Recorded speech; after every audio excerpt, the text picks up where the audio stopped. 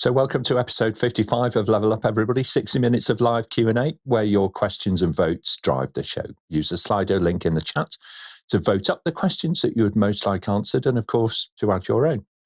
LinkedIn, Level Up is live on LinkedIn at 8 o'clock UK time on Mondays in the mornings and 2 p.m. on Friday afternoons.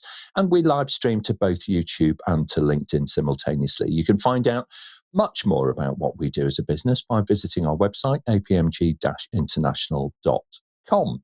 Today, we're going to be talking about exam technique, which is something which is right at the heart of our business as we provide qualifications and certifications for professionals all over the world in a wide range of different disciplines. And as adults, it's not something that we necessarily do as frequently, perhaps, as we did when we were younger. So today, exam technique is all focused on Agile project management certifications, from how to study for them, together with hints and tips, if you like, on how to perform at your very best on the day of the exam itself. We've got a very experienced team here to help you, and we'd really like you to give us your questions about what's on your mind. Okay, so let's jump straight in and we'll meet our panel who are waiting for those questions. Nadine Sinequan is a director over at Thought Nation, where she delivers training in the areas of project and change management and has a strong background in technology.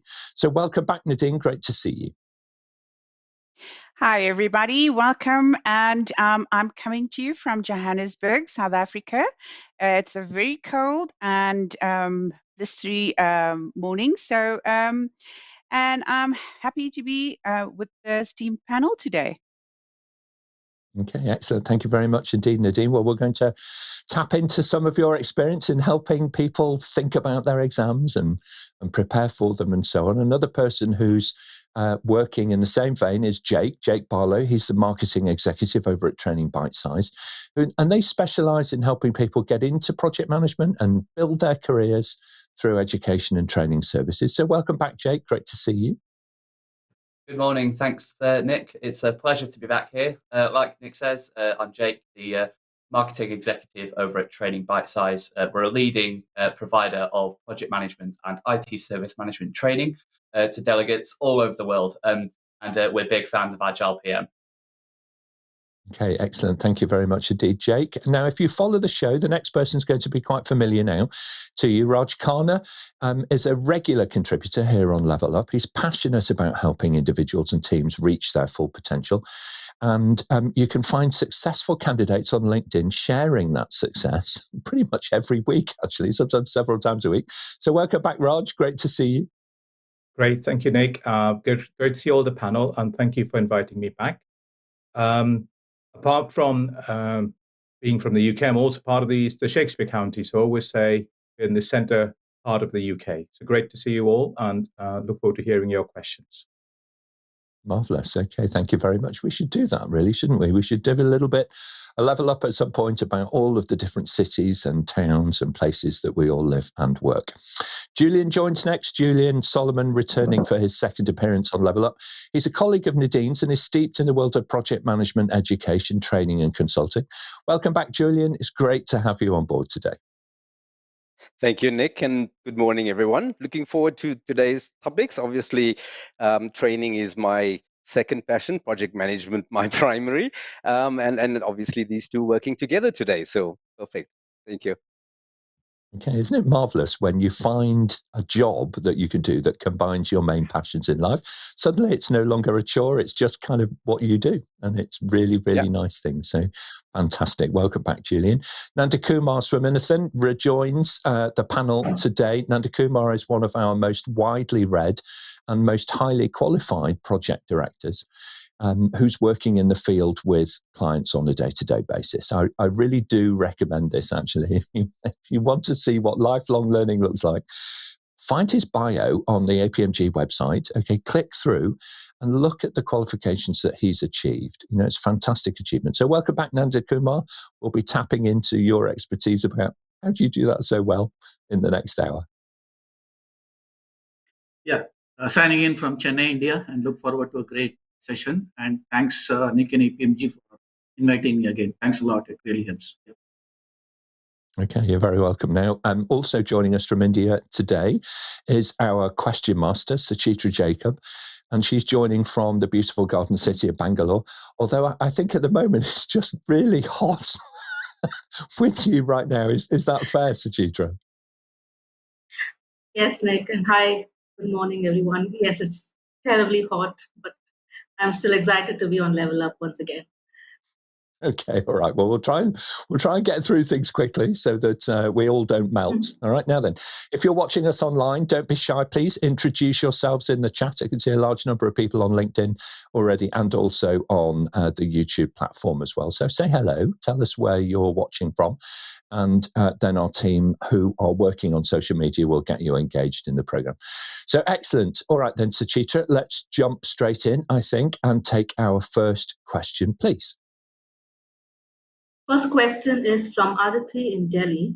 What is the best way to refer to the manual for the AgilePM Practitioner exam?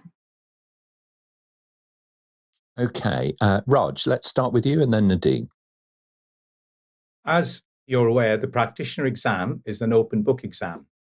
The challenge isn't to answer the question. The challenge first is to find the relevant information in the manual.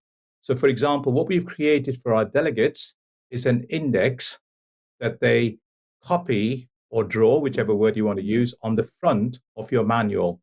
So, and it's broken down by the key syllabus areas. So rather than searching the index, if you have your own with key pages on there, then depending on the question, you quickly look at that page, you find the relevant information. And then as we go through this morning, we'll be talking about how to prepare your manual to find the information. So for me, that's the first thing. Create your own index rather than relying on one that's in the book. Okay, what an excellent idea. Thank you very much indeed. Nadine and then Julian. All right, so what I would recommend is that you use index markers, and you add an index marker for each chapter with the name of that chapter. So it makes it easy for you to refer back to the particular topic you would like to refer to once you're in the exam. Okay, what a great idea. Thank you very much indeed. Julian, your thoughts? How do you go about this? Yeah, building on what Rajiv and Nadine have said, we know there are 4 syllabus areas: techniques, people and roles, planning and control, and life cycle and products. And there are particular chapters that relate to those particular syllabus areas. So marking those chapters with a particular color or a method of being able to address them quickly. When you're working on that particular question, you only need to go to those relevant chapters, not try and page through the whole book. Okay, excellent advice. And I know it's a huge difference, isn't it, between the beginning of a course when the manuals are all pristine and nobody's opened them and all the rest of it, and then at the end of the course, they've got Post-it notes sticking out of the sides and they've got pencil scribblings in them and they've got little bits of paper inserted at different points and so on and so on. So I'm a great fan of that. Personalize your learning journey. Fantastic. So Suchitra, let's move on, please, and we'll take our next question if we may. Question from Matt in Sydney. Is there value in completing the AgilePM Practitioner course and exam? Okay, Jake, your thoughts, please. I would say absolutely. And those aren't my words. Those are the words of Agile practitioners around the world. You look at the recently released APMG Agile Practitioner Survey. 100% of AgilePM practitioners were saying that they recommended that people take the certification. Upwards of 90% recommending it because it made them better project managers, more confident project managers, and not just because of that. That value can also be shown by certifying your knowledge and verifying it, so that you can show that to clients, colleagues, your network, and also get the recognition for the hard work. Excellent. Yeah, great point. Thank you very much, Julian, and then Nandhakumar. Well, absolutely, there's value, and why I do like the AgilePM Practitioner program is because it looks at the whole life cycle of a project environment. A lot of the Agile tends to be fast and quick thinking, and there's a lot of myths around how Scrum works, etc. But I like the way that Agile PM actually looks at the whole life cycle. So from a pre-project point of view, taking the project right through to even a post-project and benefits realization, I think is absolutely crucial. And I've seen it working in environments where everybody had done the training, and so they're all speaking the same language as well. Thank you very much, Nandhakumar. So obviously there's value in taking any Agile practitioner course. Obviously, there are many Agile certifications that are available. But one of the key things or the USP that you can find as far as Agile PM goes, at least on the practitioner course, it's case study based. So it's more of a real life scenario that is being talked about, and it really helps you to evaluate yourself how you're able to apply your fundamentals on a real life case, which you can later translate to your real life work as well. So compared to various other Agile practitioner courses, this is one of the key points or the USPs that I found as far as Agile PM is concerned. It helps you connect three things. First, your fundamentals, application to the real life scenario, and finally able to map it onto your own career as you kind of apply it. So definitely there's a huge value, and I would definitely recommend. Right. Yeah. Good point. And I mean, I would say that, from a just thinking about it point of view, there's two main use cases. The first use case is that you want to build your career in project management. And so far at this point in your career, you've had the opportunity to participate in projects, but not yet to actually be a project manager. Okay, so there's a fantastic opportunity there to crystallize your aptitude to do that lead role, if you like, through taking the practitioner certification level. And the other use case principally is, as the panel has suggested, it's going to give you that depth and breadth of understanding so that you can apply those techniques in a whole variety of different scenarios, because real life does tend to throw up scenarios that are not necessarily, the perfect situations. They're always tainted a little bit with some reality at the edges. So it's a fantastic thing to be able to do. Okay, good.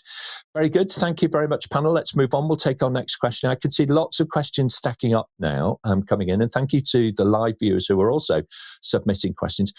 We're just going to reframe a couple of those so that we keep close to the topic. All right, Suchitra, let's take our next question, please. Question from Robert Burns. How do you manage a difficult question in the multiple choice foundation exam? Okay, let's hear from Nandhakumar and then Raj. Okay, so one of the key is you have to remember is you'll get about 48 seconds or 50 seconds for each question in the foundation exam.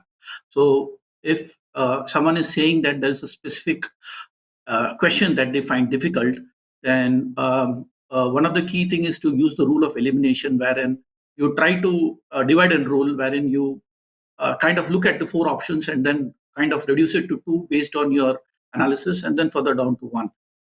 And if you still find it very difficult, the best is to kind of revisit it at a later point of time in the interest of time and come back to it if you specifically find it difficult at that point. Okay, that's really, really good advice. Of course, don't forget it's not like Who Wants to Be a Millionaire, so you're not allowed to phone a friend, okay, in an APMG exam. But I totally agree with you, Nandhakumar, about working that process through. Really great advice there. Raj, your thoughts, please, and then we'll hear from Nadine. Developing on what Nandhakumar said, the first thing is when you're doing the exams, if you find the question is taking you more than 10 seconds to think about it, leave it and then come back to it later, because then you can focus on a bit more time. The second one, as you said, Nick, this is a little bit like Who Wants to Be a Millionaire. You can't call a friend, but you can go 50-50. Because what you can do is to, straight away generally rule out a couple. So rather than, sometimes my recommendation is finding the correct answer, it may work out better if you cross off the incorrect answers and look for some key words. Like Agile is not about being very prescriptive. It is about the flexibility. So if the question has the word should, must, then they're not going to be correct. So try and rule out those incorrect answers, or try and get to that position by picking on some keywords. So hopefully that's helpful for you. Yeah, that's really good advice. Thank you so much. We're learning so much. Nadine and then Jake.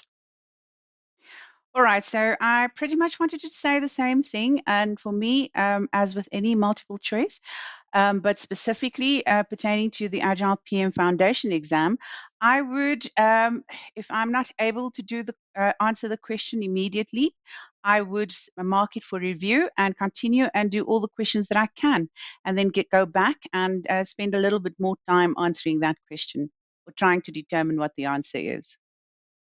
It's so important this so that you don't get stuck, because you can just kind of boil the time away. It's like evaporating the time in front of you. Much, much, much better, as Nadine says, to move on to the things, and your mind will come back to it a little bit later on, having marked it for review. Jake, your thoughts, please. Yes, just to kind of build on what's already been said, build up those quick wins. It will build your confidence. You'll feel better, and even later on in the exam, a question may trigger some knowledge that you already have and may have forgotten in the heat of the moment. But one major don't in dealing with those difficult questions, the major don't, if you will, is leave a blank answer. The only way you can guarantee a 0 is by putting nothing. So that's probably one of the things to add. Don't be afraid to just, at the end of the day, if it gets to it, do guess, but don't leave it blank, whatever you do, because that's the only way to guarantee it. Understand. Thank you very much indeed, panel. Let's move on. Suchitra, we'll take our next question. Question from Rachel. How do you manage nerves ahead of an exam? I haven't studied in many years. Hey, Jake, start us off on this, please, and then Nadine. 3 words: preparation, preparation, preparation. In my experience, the vast majority of what happens outside of the exam room. I try not to get when I take an exam, I try not to get nervous about the questions on the exam. I can't control that. So I focus on what I can control and what I can manage. So that's to prepare absolutely everything. And that means knowing my subject matter, and also looking after myself, getting rest, eating the right foods, etc., etc. So you can control your nerves by managing what you can manage and control, and try not to worry too much about what you can't. Okay, thank you. And Nadine, please, and then Julian. Okay. All right. I agree with you very much there, Jake. It's very important to prepare for an exam. Always make sure that you study, and you study well, because it builds your confidence. And when you get to the exam room, that actually helps a lot with your nerves.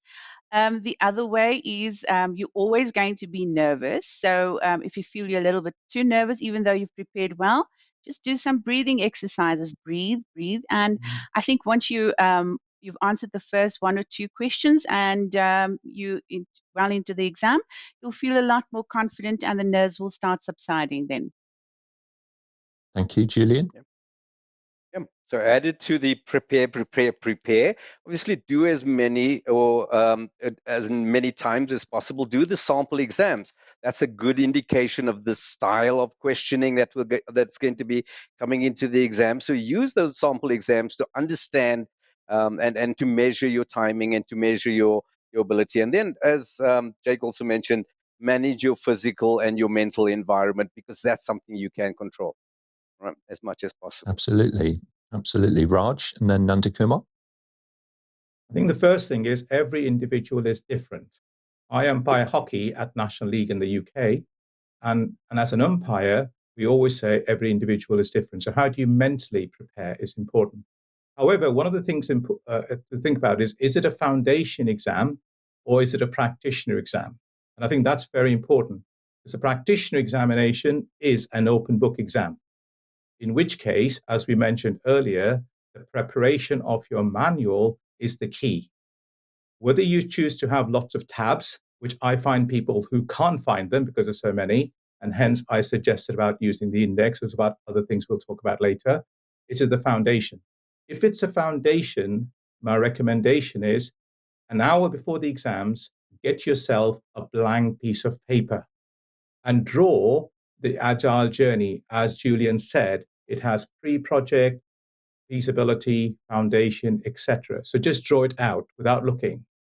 Write down your 8 principles. write down the various roles. And if you start to do that as mentally you're writing it down, you're getting into the world of Agile. And hence, using the techniques mentioned earlier about how to answer questions, we do believe you'll do well.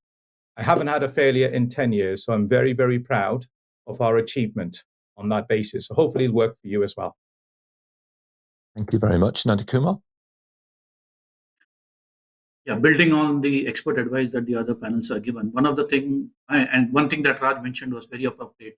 It's different for each individual, but one of the things that works better for me for all my exams has been relaxing at least half to 1 hour before the exam, irrespective of being foundation or practitioner. One thing at least that I do is half to 1 hour before the exam, I close off everything, just relax and just sit back. I think that helps a lot in relaxing, and that really calms and kind of stabilizes you, and you're well prepared. And the most important thing is don't keep reading or keep thinking of something till the last. Have some spare moment, have some relaxation time. Just be yourself and relax, and that should help a lot. At least in my experience, it has really helped. Okay, thank you very much. One thought for you as well is to, when you were at school, when you were younger, you probably got to sit practice papers, okay? And you got to do that in exam conditions. So you started to get used to that and become familiar really with how different it is. And exactly the same opportunity is available to you, all right? So if you're somebody that does feel a little bit nervous, it's a really good idea beforehand, when you're not under any pressure, to go through and sit one of those practice papers. And you can do that quite easily, all right? So that way then you kind of get rid of all of the issues that you have in your mind about, the technology that you might be using, or, how questions are phrased and that kind of thing. Really good approach, just to become comfortable, let those shoulders drop a little bit as you're doing it. All right, very good. Let's move on. Suchitra, I can see that we've got live questions coming in now as well from the folks who are online. So let's take our next question, please.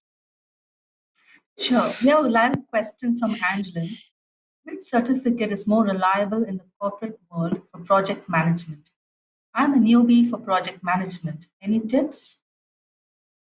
Okay, so this is quite an interesting one, really, isn't it? Because there's a whole variety of qualifications out there. Raj, start us off with your thinking on this.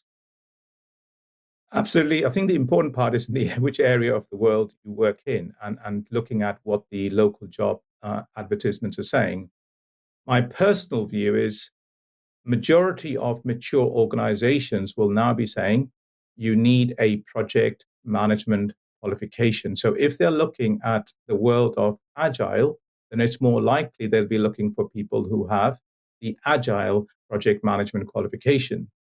If they have got a area of just doing program project, for example, another APMG International qualification, Praxis, is also extremely useful and is getting more recognized now. So I think it's knowing the area of the world, look at the local job adverts, and if they simply say a project or a program management qualification, then the recommendation certainly would be to look at Agile and then Praxis, because it gives you a very excellent understanding of the whole world of both program and project management in waterfall, and of course, Agile.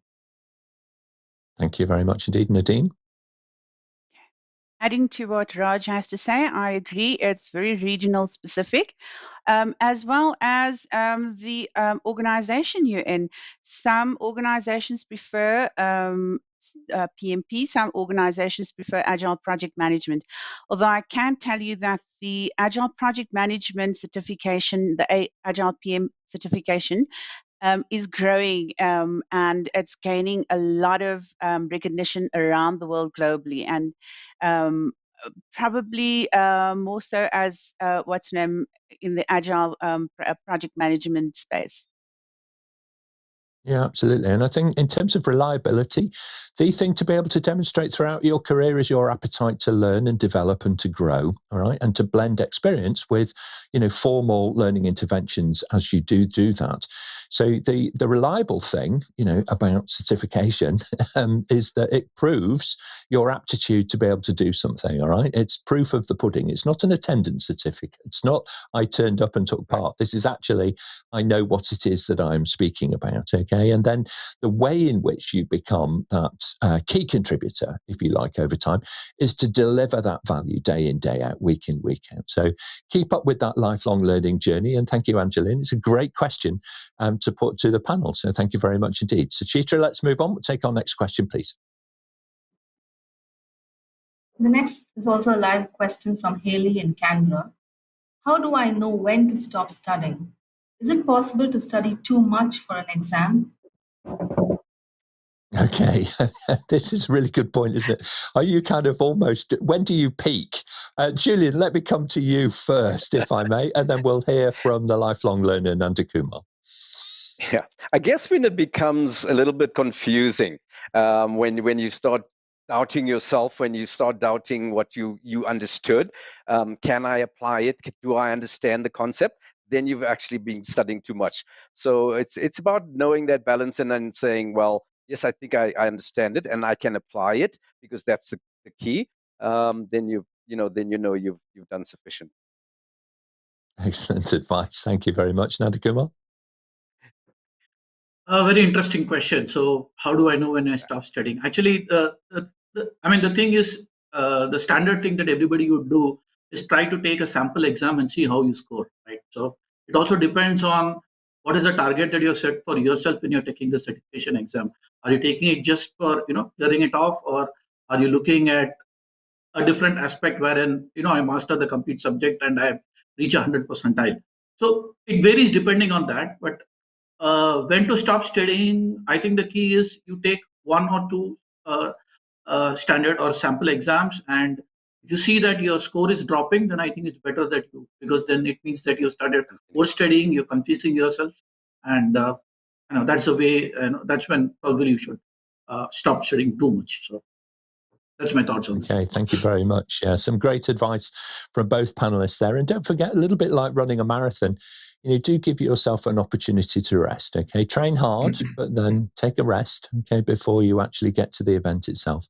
That gives your body and your mind the opportunity to refocus on the task in hand. All right, very good. Suchitra, let's move on, please, and take our next question.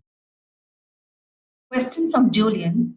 How do you use your time effectively during the 150 minutes in the practitioner exam? Okay, so time stretches out before you at the beginning of the exam. How do you actually manage that time? So, Raj, start us off, and then Nandhakumar. The main point I would like to remind you is the practitioner exam is not about getting 100%. It's not about getting 90%. It's not about getting 80%. So it's about getting the right thing. So there are 4 key syllabus areas. So my recommendation always is to make sure you try and look at the whole syllabus area in a block. So don't do question 1A and then 3B and 4C, etc. So focus on the area that you like best.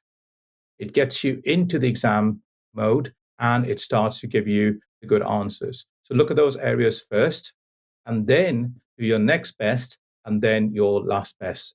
Because generally what I've found over my several years, when you get to the last question, question number 4, people are physically and mentally tired. And that is when the marks drop. So if area 4 was your best, do it first. So it's about breaking them, but making sure you give yourself at least sufficient time for the questions that you're very good at and get that 60-65% to at least get a good pass. That's what I concentrate on. Okay, excellent. Thank you very much indeed. Nandhakumar, how do you go about structuring your time? Yeah, so adding to whatever Raj just mentioned, one of the key things that I would like to talk about is spending at least 5 to 10 minutes on the case. Understand the case or the scenario completely, and possibly highlight some key figures or key facts, sentences, statements that you feel are really key to the scenario or the problem. What I mean to say, in other words, is there would be some figures, there would be some deadlines mentioned, some kind of references to a particular milestone or a constraint, etc. So the key is spend a good amount of time. Different people read at different speeds and comprehend at different speeds. So depending on that, plan for some 10 to 20 minutes depending on your own speed, and understand the case scenario completely. use a marker and possibly highlight some of the scenarios that, some of the key points, facts from the scenario that could help you at a later time. This is what I'd like to add to whatever Raj has already mentioned. Yeah, it's a really good point. That physical activity of highlighting or making your own notes is a great way to be able to cement, the kind of thinking in people's minds and almost create those synaptic kind of connections in the brain. Julian, I'm guessing that this question may actually come from you. In your experience, how is it best to kind of structure? Because it's a long time, actually, 2.5 hours, a long time. Yeah. It's 150 minutes, and one of the good ways to look at it is actually because it's scenario-based, is really understand the scenario, as Nandhakumar actually mentioned, and Raj. So spend at least 10-15 minutes on reading the scenario.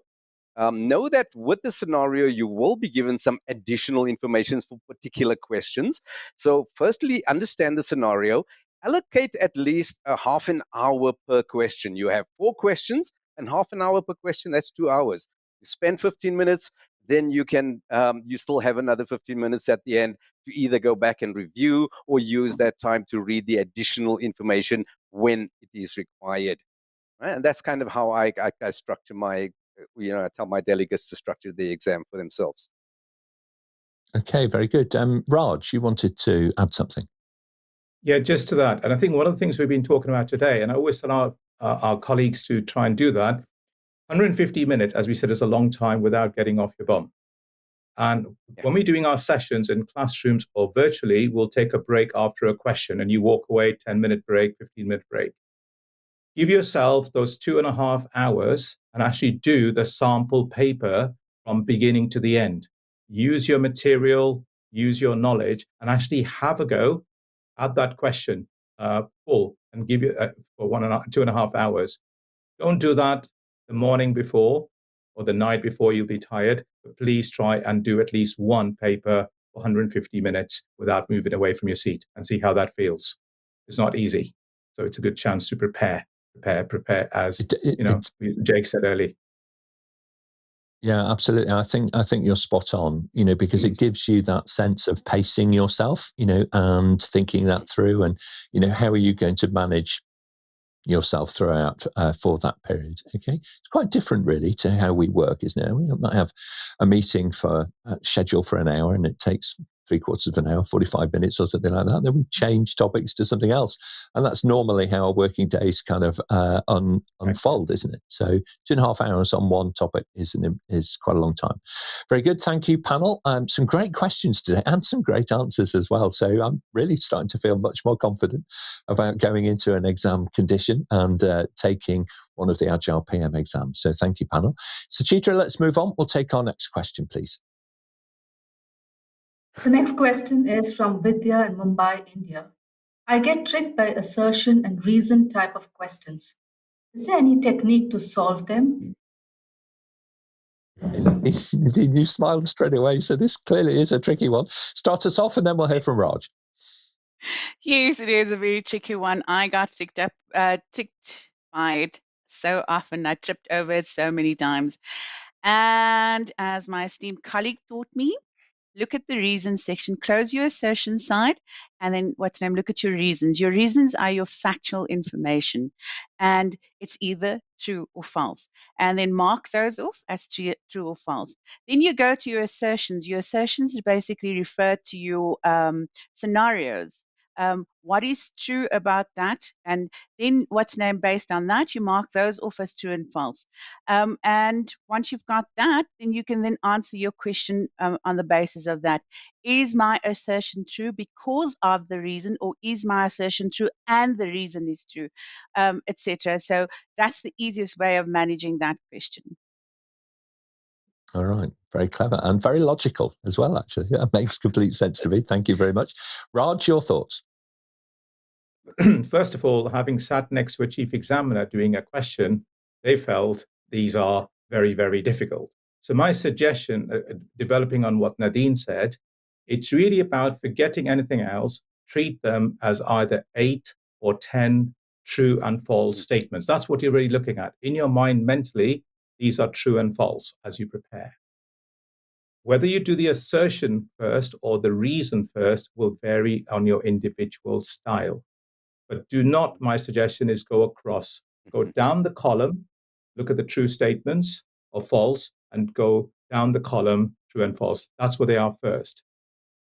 Get your bankers, because if the assertion is false, the reason is true, the reason is false, the assertion is true, whichever way around, get your C, D, and E first.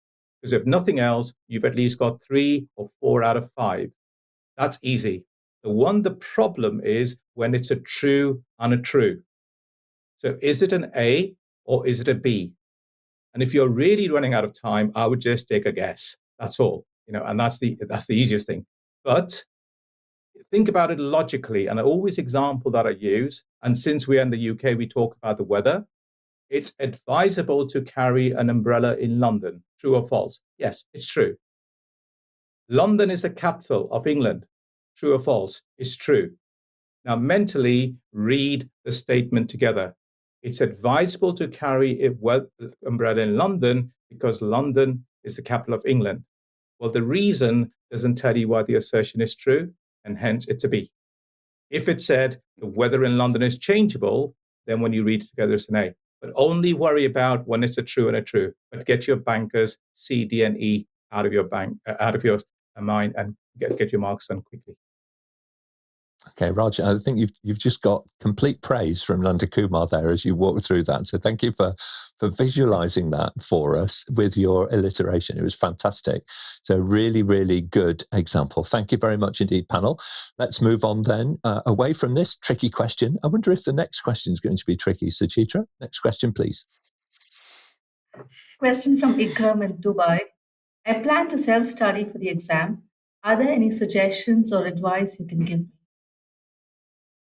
Hey, Jake, start us off on this, please. I speak about this as someone who's self-studied for pretty much all of their exams. Just you find what works for you, practice, lots of practice, because you'll find what works for you doesn't work for somebody else. But yes, no, I would definitely say, get your materials and make sure that you're finding out what works for you, whether that's audio, whether that's visual, whether that's reading, whatever it might be. I would say don't be afraid to do that preparation in investing in yourself, in finding out what works for you, because that will make the difference and pay dividends later on. Okay, thank you very much indeed, Jake. Nadine? All right. So for me, it's more a case of are you a project manager? Do you know the subject? Because then doing self-study is a good thing. If not, if you are completely new to project management, I would suggest that you rather do a course, and because it will be more helpful to you in that way. Okay, thank you very much indeed. I would say it depends on your circumstances. If your only option is to self-study, then self-study. Okay, I totally agree with what Jake and Nadine have both said. There's huge added value in joining in that learning journey with other people. You can ask questions. It becomes a more dynamic environment. It gives you somebody who's more experienced than you to be able to kind of qualify your own thinking on different topics and so on. And it gives you a baseline from which to build and launch yourself into your career. It's quite an interesting transition that people make. When you're an individual contributor at work, you may want to become a line manager and manage people. When you become a manager, you sometimes think, it was nice when I was an individual contributor. And the same is true of making that transition into becoming a project manager. Suddenly, everybody is looking at you. Okay, so if you have an opportunity, just join in with other people and augment that self-study. Go online, join some forums, join some groups. Look up these folks on the panel on LinkedIn, okay? Connect with them and join in with them, all right? Because community and learning in community is a fantastic way to accelerate your learning journey. Excellent question. Thank you very much indeed, Ikram. What a great question to put to the panel. So thank you for that. Suchitra, let's move on. Question from Brian in Singapore. How do I approach the questions which require 2 answers? Okay, so this is quite an intriguing question. Raj, kick us off. Of course, the challenge of this question is 10 years ago was great because if you even got one right, you got a mark. But now you don't. There is no part mark. Treat it very similar to the advice the panel gave collectively this morning. So instead of having a 4-statement question, which is your classical multiple choice, this is what we call a multiple response question type. So again, go down the logic of crossing off, as Nandhakumar said earlier, crossing off the incorrect answers and reaching the 2 correct answers. And again, building on what Jake said earlier, do not leave the answer blank. So if you go down the same logic and say, this is wrong, not sure about this is wrong, not sure about this, you may find yourself, you've got 2 out of 3 to choose from. The rest of it, exactly the same as the classical multiple choice, please. Okay, thank you very much indeed. Nandhakumar, anything to add? Yeah, I think Raj already kind of worded up whatever I had in mind. I think the key is it's more about eliminating the wrong answers as compared to what is the right one. So if you're pretty sure out of the 5 options that you have 3, you're absolutely sure they are wrong. I mean, that's much quicker than trying to find out which is the 2 more. So. Absolutely right. Thank you very much indeed to both of you. Let's move on to Suchitra. As we're running out of time a little bit, and I know we want to try and fit as many questions in as possible. Question from Amy in Melbourne. Is doing the exam necessary if I've attended a course and learned the material? Okay, Jake, your thoughts, please, and then Julian. Yes, I would say absolutely, because like we were saying before, it's a verification of those skills. It's all well and good kind of doing the course material and saying, well, I've studied for it, but then your word sort of has to be taken for it. I would say externally verifying that knowledge, externally verifying those skills is something that you can then show to colleagues, show to managers, and it's a visible demonstration. Passing that exam, it's a visible demonstration of your commitment to your learning and taking, like in in the principles of Agile, making sure you follow the project all the way through to the end. I would say the exam is just the making sure that you verify that knowledge. Okay, thank you very much indeed, Julian. Yeah. Not to add much more to that, as Jack mentioned, but it actually shows that you can apply it. I mean, and it's not just that I know it and I have the knowledge. It's about the knowledge and using the application and being able to test that application in a particular environment, like a scenario environment, which you now can then apply in your own working environment as well. Yeah, absolutely. And as the risk increases, then certification becomes even more critical. So in a highly regulated environments, you need to prove it, okay? Not just say that you went on a course and you turned up and you took part and so on. You need to actually prove it. It's the same thing. Would you be comfortable with sitting in a car with somebody who had taught themselves to drive? Okay, they're not actually passed any kind of qualification at all. Possibly not, and depending on the journey that you're on, definitely not. I certainly wouldn't get in a plane where the pilot hadn't passed the exams, all right, or the navigator, that kind of thing. So the higher the stakes, the more important it becomes. So I would say take the time, you know it. If you know it, then you're confident. If you're confident, it's a walk in the park. Let's move on. Next question, please, Suchitra. Question from Rajesh in Bangalore. Are there any specific topics or chapters I should be focusing more on? Okay, so out of the curriculum, would you kind of narrow it down already? We are an examination institute, Rajesh, so I think kind of I know what the answer is going to be. Julian and then Raj, super brief, please. Easy, chapter 1 to 23. That's as easy as it goes. Really, you need to know it all. Look, okay, the first chapter is a lot of background. So yes, that's not going to be used in exam purposes a lot of the time. So from chapter 2 onwards, it is really important. Chapter 1 to 12, that's foundation. That's your knowledge. That gives you the full background and understanding of Agile PM. Chapter digging deeper from chapter 13 onwards, that's the application which you're going to need for practitioner. So that's how you're going to be looking at it in some ways as well. Thank you very much indeed, Raj. Unfortunately, it's not like a GCSE A-level exam where the teachers say you need to focus on 1 or 2 subjects. There are questions on each part of the syllabus. So my recommendation, what I mentioned earlier, is focus on the chapters you know well first, so you can enhance and, as Nick said, be confident in answering the questions. So get 2 or 3 areas where you're, whatever area you're very good at, and then move on to the areas not so good at. So it's about that learning process. And again, it will vary from each individual as to which chapter, which area of the syllabus they enjoy best. But no, as mentioned earlier by our panel, the exam could be on any chapter whatsoever. Okay, thank you very much indeed. But okay, a really good question to ask, and a fair question, I think, to be asked as well. So very good. Suchitra, I think we can probably have enough time to fit one more question in. Let's see how we go. Let's take our next question. Question from Deborah in Melbourne. Does the Agile PM certification expire? And if so, what is the benefit to renewing? Okay, so does the Agile certification expire either at foundation or at practitioner level? Raj? Well, I was going to wait for you to answer that question in more detail from the APMG perspective, Nick, but it does. The practitioner qualification does expire after 5 years.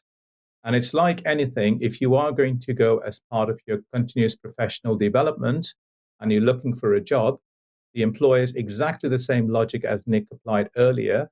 If you're a pilot, you have to demonstrate your continuous professional development and the fact that you're still able, after the 5 years, to have applied and learned the method and to continue with your qualification. So I would certainly recommend you do renew your qualifications in whatever subject matter you're working on. It's a really, really good point. So foundation specifically, okay, is a perpetual qualification, all right? So it has no expiry date at foundation level. It's a knowledge-based thing, okay? At practitioner, though, we have many practitioner qualifications, which, like the Agile PM, has a time limit associated with it for very, very good reason. If you think about it, okay, practice moves on all of the time, all right? Things change all of the time. And the role that you may have been preparing for when you took your examination itself, you may not be doing that kind of role quite so much after 5 years. So it makes sense, doesn't it, to kind of say, you know, there's an opportunity now to reset and do a recertification examination that confirms that you are still applying that knowledge that you have in a proper fashion. Okay, that's very, very important to keep those skills relevant.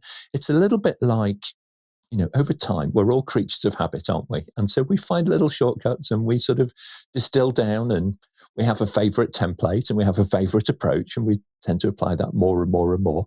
And what recertification does is it opens up those eyes, that view again. You see the full vista in front of you of the methodology and the way in which it can be applied. So perfect answer, Raj. Thank you very much indeed for jumping in there and helping our audience out. Excellent. Very good. I think that what we're going to do now is we're going to take closing remarks from the panel. So thank you very much, everybody online, okay, who's been making such a strong contribution today. You are our producers. Without your questions, we end up just kind of talking amongst ourselves. And but you've asked some brilliant questions today and really challenged our panel to deliver on your behalf. So let's hear back from the folks on the team. So Jake, I'll come to you first, please, for your closing remarks, and then Nandhakumar. Sure thing. So I would say a couple of really key takeaways from today. The first is there absolutely is value in completing your courses, completing your exams, and doing your certifications. There is value as that external verification of your skills and your ability to apply them. And the second one, I'll end as I began. Prepare, prepare, prepare. Find out what works for you. Find out what doesn't. And test yourselves in those right conditions so that when the exam finally does come around, you won't be surprised. Yeah. Excellent advice. Thank you very much indeed, Jake. And thank you for joining the panel today and sharing your experience. I can see from the certificates, you know, behind you and the books and things that, you know, study is part of your lifelong career journey as well. So, you know, brilliant insight. Thank you very much indeed for your contribution. Nandhakumar next, and then we'll hear from Raj. Yeah, thanks a lot for inviting me, and it was a really great session. And I have just 4 words as closing remarks from my side: prepare, relax, ace, and best of luck. Okay. That's really good, you see, a really good summary, isn't it? You can tell that this man knows how to condense knowledge, okay, into those kind of bullet points. So excellent advice. Thank you, Nandhakumar. Love that. And I'll try and apply that actually in my work today. I've got a couple of things that I need to do today, so I'm going to apply that knowledge as well. Raj and then Nadine, please. Well, thank you, Nick, once again for inviting me. And I hope the suggestions that we as a panel have made will help you to pass your exams and pass them well. The main, it all depends which exam you are doing. So I think that's important. If you're doing the foundation and then doing the practitioner later, just try and focus on one that you're working on. And based on, if it's your practitioner, it's about preparing your manual. It's an open book exam. But also, as I said, one final advice I give you, and again, as panel have mentioned, to prepare mentally, please do not go into a work meeting that finishes half an hour before your exams. My suggestion is it's your time. And if work have given you time to be away, take that 1 hour, 2 hour away and mentally prepare yourself. I've had one person who said, I've just come out of a meeting and I'm afraid she failed. This is a long, long time ago. And that's my lesson learned. It's your time. Please make sure you're ready for it yourself. Absolutely. Set yourself up to succeed, as Raj says. So excellent advice. Thank you very much indeed, Raj, and appreciate your experience, okay, in helping so many people prepare and achieve their very best in the exams that they take. Nadine and then Julian. All right. So my takeaway from this is preparation is very important. When you are prepared, your confidence increases. When your confidence increases, your nerves decrease slightly. In my case, yes, very slightly. And the best way to manage nerves is breathing. I always find that's very helpful. And if you need any additional tips, I think just contact any of the panelists. I'll be more than happy to assist. Okay, thank you very much indeed, Nadine. And I agree with you. A little bit of adrenaline is a good thing. Okay, it can work for you. It does get your kind of brain acting, a little bit quicker and so on. So a little bit of nerves is kind of a good thing. So excellent. Thank you very much indeed, Julian. And then we'll hear from Suchitra. Yeah, thank you, Nick. If I can finish off on something practical, we're living in a very visual world now. So as Raj says, if you want to learn something, map it out, try and understand it by mapping it out nicely, or else use numbers. There are 8 principles, there are 5 practices, there are etc. Or use colors. If it's something technical, it's green. If it's business, it's orange. If it's management, it's blue, whether it be a role or a product. And that's a nice way to do things. We're doing things so visually. So or use those emoticons. I call them, I'm not sure what they're called, emoticons. They're great ways to learn as well. So that's something practical. Hey, and thank you very much indeed. For being. You're very welcome, Julian. It was great contribution, and thank you for joining us today as well for this session. Suchitra, what are your reflections on today? I think there's so much to learn, and it's been absolutely great listening to everyone's learnings as well as teaching. So 2 things from Nandhakumar and Jake, who've been learners, and the rest of the panelists who actually been teaching. So some great takeaways. I enjoyed Raj's logic and assertion and reason. I like Nadine's tip on to breathe, which really helps, and Julian on color coding and emojis. So thank you, everyone. Okay, perfect. Thank you very much. And thank you, Suchitra, for negotiating your way through quite a lot of questions. Now, if you raised a question today and it was not answered by the panel, we are going to move it forward, okay, into a future event. So it's not lost, and we will come back to it for you. Thank you very much, everybody who submitted questions before or during today's event. And we really appreciate it. Now then, over on our website, you can now search for and view answers to more than 750 different questions. Just go to apmginternational.com/level up. It's an amazing free resource that connects you with over 100 experts from around the world. So don't forget as well, of course, that you can listen to this and future episodes on your favorite podcast platform. So just go over to Apple Podcasts or Spotify or Amazon or Google, any of those, okay? And you will find us then. You can subscribe to the podcast. Fridays at 2 p.m. UK time. This coming Friday, we're going to be looking at the top 10 ways to improve your online teaching and learning. So whether you're a teacher, a trainer, or a learner studying for something, it's sure to be a great event filled with hints and tips, all right, about how to go about that and level up that communication and imparting and receiving of information.